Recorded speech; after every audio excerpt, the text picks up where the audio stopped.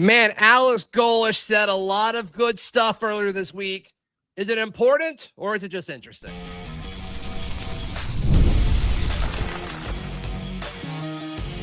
You are Locked On Auburn, your daily podcast on the Auburn Tigers. Part of the Locked On Podcast Network, your team every day. Yes, welcome on into Locked On Auburn, your daily Auburn Tigers podcast. I'm your host, Zach Blackerby, and thank you so much for making Locked On Auburn your first listen every single day. We're dapping it up with the Darrell, Dapprich, Montgomery radio legend, hanging out with us. Auburn hosts an NBA player, a professional basketball player this week. What does that look like? And, of course, Alex Golesh touching on a lot of things earlier in the week. And, Darrell, you and I broke this down to things that are interesting and things that are important, and I think we should start with one that is important. You lead the way with that. Yeah, I think it's important that offensive coordinator Gordon, which sounds like Commissioner Gordon from Batman, Sure. will be the sole play caller. Now, Coach Golesh did say it is a collaborative. He used the C word, a collaborative effort, but he feels really like when he does intervene, it's at a high success rate. But mostly, Gordon will be the play caller, and that represents a shift away from what we've seen the last few years, and already a difference. You can make the argument, and the people will, does it really matter? Are there programs out there that succeed by having play calling by committee? Well, maybe there is, but all I know is at Auburn it hasn't worked. So there is proof of concept that, remember, Auburn got mocked for it. Auburn took a public relations hit for having multiple play callers. It looked like disorganization, all that stuff. I like the one buck stops here thing, and it represents a seismic shift for me away from the previous regimes. I also love and think that it's important, and I agree with you, that he knew that from the very first press conference. He has had a plan since he took this job and hasn't really veered from it as far as we can tell. So I think there's been several times where somebody gets asked about that. It's like, yeah, we'll figure that out at a different time. And there's a chance they're just discussing that. I don't want to give that information away right away. There's certainly a chance of that.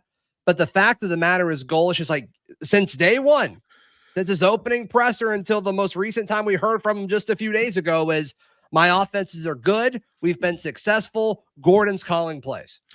I love that. And maybe it's just coincidental. I always like to look at past experiences and past successes can dictate future success. What Auburn's had its most successful football season has been one primary play caller. Gus Malzahn in 2010, Rhett Lashley, Chip Lindsey. You could even, that 2017 team, Zach, was getting it done offensively. He was in his bag, especially against Georgia. When you start to, Gus is going to call plays, then he's not. Harsin had Bobo. Now, of course, I don't think Harsin ever called plays. Bobo mostly did. No, right. But, this back and forth uncertainty type thing, I like it. I like a primary play caller. I like Golesh saying, unless I think something's going to work and then I'll intervene. That's different than a collaborative effort. Yeah. And I mean, as good as the Gus Malzahn era was with his ups and downs, like, it was the drama of, okay, he's taking CEO approach. Okay, he's getting back to his roots and he's calling plays like, snip, snap, snip, snap. That's not, Golesh isn't that guy. Golesh, as far as we can see, I've got a plan. We're going to ride with it. We have such conviction and confidence that what we do works, that we're not veering from it, and we're going to make sure it stays that way. And part of that is his offensive coordinator calling plays. And let's don't forget, when he was the OC and followed Josh Heupel around, he called plays. Similar model. So we'll see exactly how that works. But I agree with you. I think that is important. I'll stay with something that's important as well, Darrell. And this is somewhat of a callback to what we heard from him in Mobile not too long ago when he was down there watching the Auburn guys for the Senior Bowl. But talking about, 11 of the 13 guys that they brought with them from USF, they're on offense, and talking about that familiarity. In Mobile, he called it monumental. On Wednesday, he called it priceless.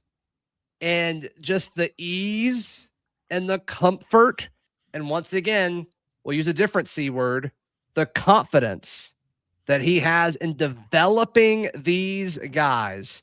Once again, it's part of his plan. He's not veering from his plan because he has confidence in his plan.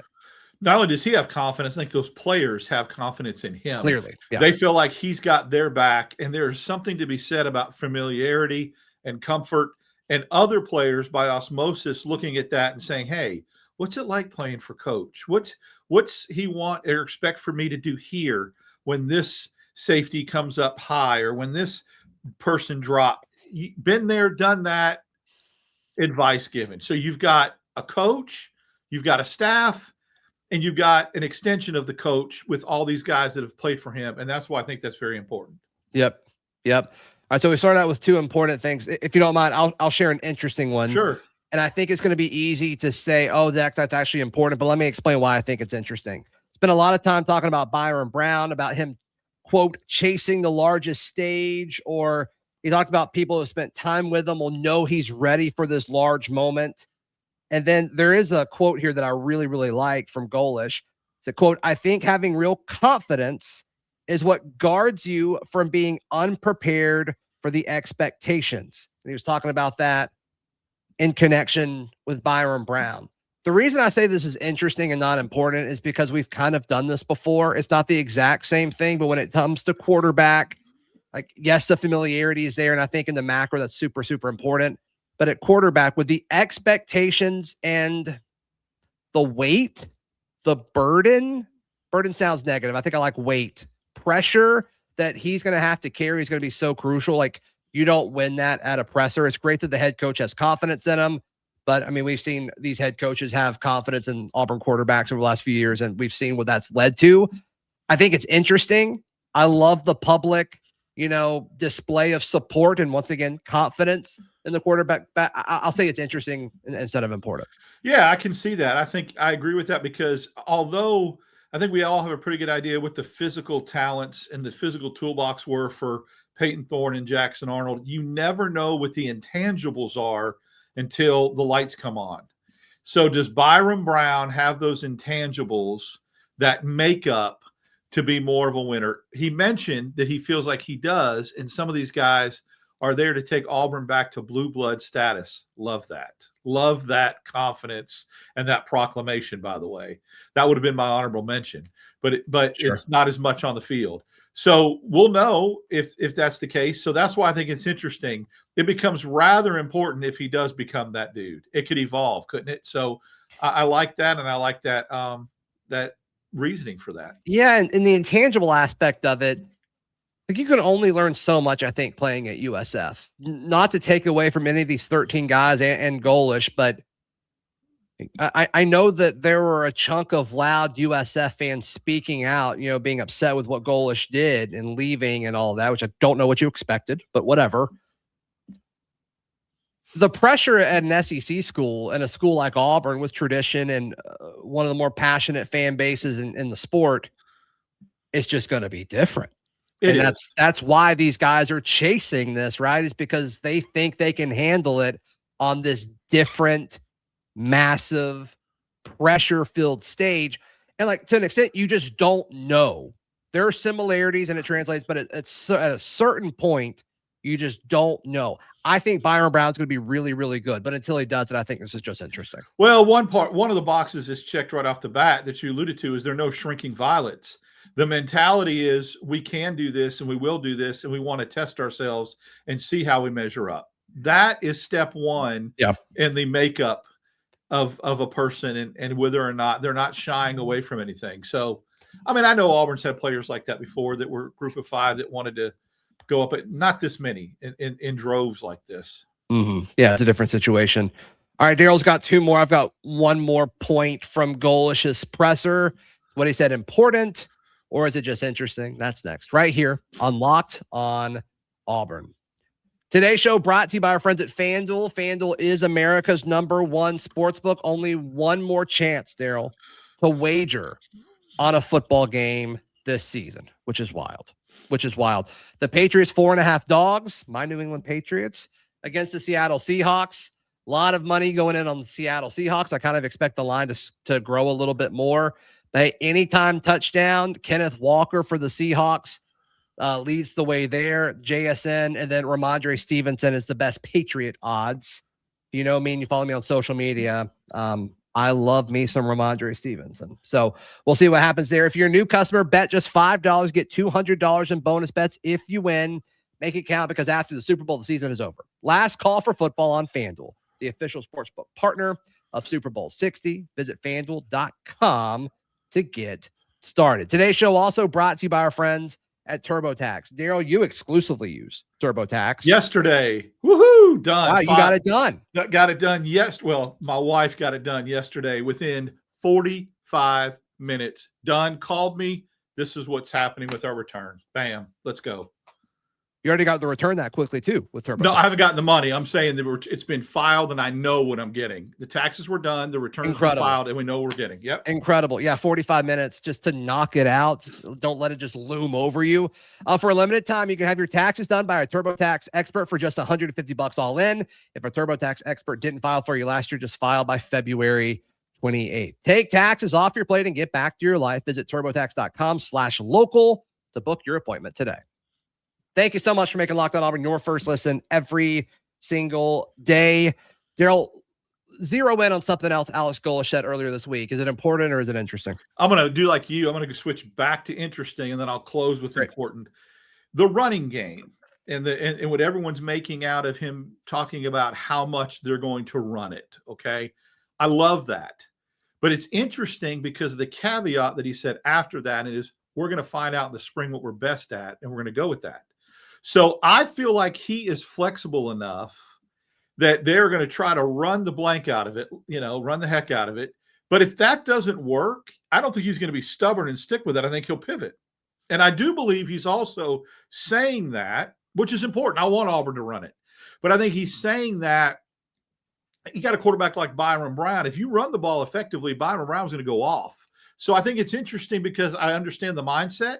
I understand that's a very strong running back room, but I also think he is tuned in enough to understand that he will do whatever works, whatever gives him the best chance to win. And if that means pivoting to throwing the ball downfield, he will. So I found it interesting, not important because I think it could switch. I think it can change on a dime. Yeah. Yeah. And certainly the running backs are there. I think it goes back to kind of another aspect of the offense that I think you're going to bring up in a second. I'll say on the offensive side of the ball with mine, adding 5 tight ends, had a quote with that. And I think this is important. Said, yeah, that tight end spot is so critical for us offensively, simply in the ability to create matchup issues, formation variation, and being able to be multiple. We've been at our best when we've been able to play in some heavier sets. I think in this conference, especially with the way defensive lines are, man, you've got to be able to equalize edges, and you've got to be able to create some formation variation and make people think. If you're new to the show, we've been talking about this since Golesh has been hired. The tight end is so important because they want to go fast. And the way he talked about going fast, it's almost like, nobody's ever gone as fast as they're going to go in the SEC, which I love. Once again, the confidence is there. But you don't want to have to sub. You want to keep the same defensive unit on the field so then they can mix and match formationally to create mismatches and all that. So they go in and they bring in 5 tight ends, Darrell. Jake Johnson from North Carolina, Hunter Herring, the former QB from ULM, Arlis Boardingham was originally at Florida. Jonathan Eccles, of course, followed him from USF, and then Xavier Newsome from Howard. Ryan G returns, and they signed DJ Broughton out of high school. It's turned into a pretty solid tight end room. It has. With what they want to do, like there's different guys that could do some different things and help them out. I keep forgetting about the ULM kid, who to me is very intriguing. There's a sleeper there. There's an aspect of him that's a Swiss Army knife that I think Auburn fans are going to really, really like. And I think he's going to be utilized in a way that is going to be different and kind of under the radar. So I'm looking forward to that. I'm intrigued by him. Yeah, I don't really know how he fits. Like if I had to guess tight end 1 and tight end 2, I would think it'd be Jake Johnson and Jonathan Eccles. Are you good? You good? Yes, this is through the main. Okay, don't worry just about making that. sure it's not an emergency or something. No. This is the I main. think tight end 1 will be Jake Johnson. I think tight end 2 will be Jonathan Eccles, would be my guess. But Arlis Boardingham is interesting. And then I'm with you on Hunter Herring. I wish he was younger. I hate that this is his last year. I wish he was younger so we could kind of develop as a tight end's a tough position to just kind of drop everything and shift to. You got to do a lot of things. You got to learn to block. You got to learn to run routes. You got to learn all the playbook and the formations. Like tight end's a tough position. So the Hunter Herring kid, like his path to playing time, like it's there, but that road is a little bumpy, I think. It is. That's what intrigues me the most. Of course, the odds on favors the Johnson kid from North Carolina. Everyone's talking about him just being a plug and play because he's already played at a high level and comes from that family, that bloodline. So the Johnson family. So we'll see. Interesting position, much maligned last year. Can Auburn flip the script on that and have a productive tight end room? And if they do, that'll go a long way in this offense. All right, you got one more note from what Golesh said earlier this week. Well, it's very important to me what he said about the offensive line. A little concerning, but that's why it's very important. Saying he prays that the offensive line is successful. He did make some positive comments about the offensive line and the guys he brought in. He felt good with, and it's going to look different than it did last year. But then he ended with, I pray that the offensive line is cohesive and is successful. That's important. You want it to be successful. You need it to be successful, and he's praying that it's successful. And so he understands probably the most important position group on the field is why he mentioned it that way. And to me, that's why it's deemed so important. Yeah. One other, I got sent something I want to read to you in just a second because I don't think you've seen this yet. I haven't seen it anywhere. Something he said about the offensive line is everybody in that room thinks they're the guy. Right. Which I love. It's going to inspire competition, which is a big part of spring. You want that. And you can actually let competition happen because there's not a portal window after, which is great for this scenario. But one of the things he said about that is we've got a starting five that we kind of all expect to be there, but he doesn't expect that to happen. What would you say is the starting five that he's alluding to from left to right? Left to right, Ramil? Yes. Is Ellis at guard? Because, man, he gassed up Cole Best. There's no way he's not expecting Cole Best to start at center. Then Ellis could be at guard. And then the other USF guy. Skinner? Yes. And then right tackle would be Simmons. But then you've got McManus. You've got Layer. You've got Strand. And then you've got some of the guys that he talked about that haven't played yet. What kind of step can they take forward with TJ Hedrick and Derek Plaz and Ty Buster and Jacoby Ward? I just think he'll go with two guys that are USF guys because of the familiarity. But Layer's an interesting one. The Stanford kid is an interesting one. I don't know how you're going to keep him off the field. Yeah, the fact that you brought in 5 seniors, and that's not counting Ramil. Right. I mean, Ramil's a starter. And so then it's like, well, what do you do if you start Ramil?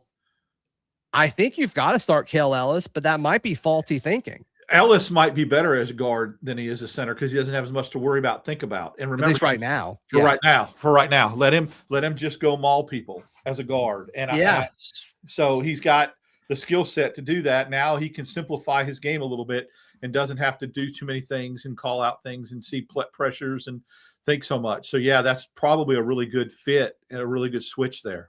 All right, a quick note that I was just sent that's coming up. It's about Keyshawn Singleton. Very fun. And then also Auburn hosts a G League player tomorrow. Yikes. That's next right here on Locked On Auburn. Today's show brought to you by our friends at Mazda. Mazda's moving the game forward. For those who show there's more to the score than what's on the screen. I mean, when you talk about working and doing the little details, like I think we got to highlight Alex Golesh here.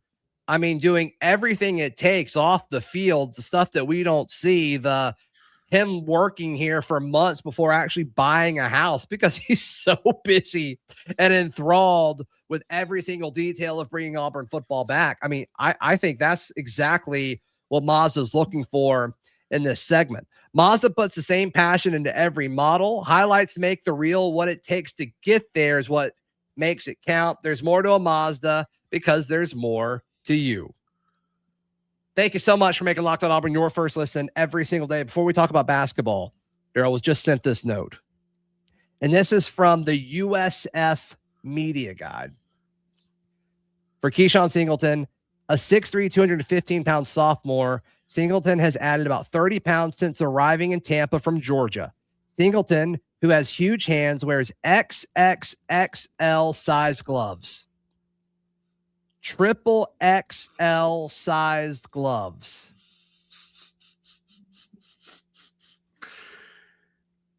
You talk about high pointing of football, right? Yeah, that's crazy. I think that XXXL gloves are definitely set up to make some one-handed snags too. I mean, that seems like a major competitive advantage. They call them big old meat hooks when they're that size, right? Triple You think X. that's what they call them? Meat hooks? Meat hooks. When you got big hands, you got some meat hooks. So yeah, that's encouraging. That's a good note. Yeah, that's definitely a guy that doesn't want to catch the ball into his body. You want to use your hands when they're that big. Yeah, that's awesome.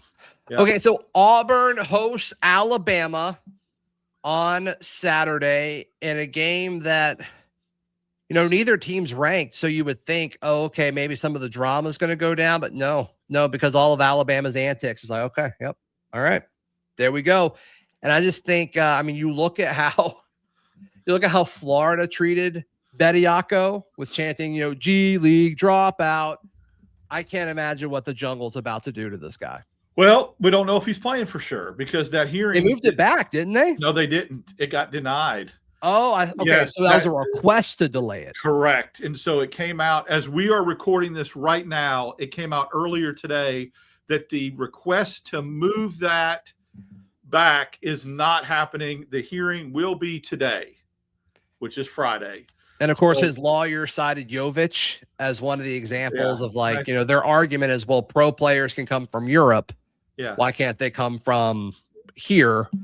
And of course, the rule is once you declare for the NBA draft and you don't withdraw your name in time, you give up your eligibility. So that's going to be, talk about important or interesting, that this will be important. And what Stephen Pearl said he's going to do is exactly what he needs to do. He is preparing his basketball team with the assumption that Bediako will be in the game. Bediako played 18 minutes against Texas A&M 2 nights ago and only scored 5 points in a game that I'm glad to see Alabama win, to be honest with you. You know, that whole adage of, I just think them coming into Neville tomorrow night on a 2-game losing streak reeks of desperation, back against the wall, all the cliches. Them 3 losses in a row. It's going to be tough. Going to happen. Yeah. They have been an inconsistent basketball team, Zach. Look at their schedule. They win one, lose one, win one, lose one. It's how it's been since in SEC play. Well, they lost Saturday. They won Wednesday. I like that trend. Holloway had a really, really good game. I think Auburn will know what to do to take him out of his comfort zone Saturday. So if Bediako plays, he will be a key for them because can Auburn stop him on the block? And, of course, Philon and Wright. So, you know, it's all about the shooting thing. We'll see. But I think I would plan on him playing, even though the NCAA, you know, we'll see what the ruling says today. But I would also, if I'm an Auburn fan, I feel better about this game with Alabama having won against A&M in Coleman than coming in on a 2-game losing streak. Yeah, that's probably true.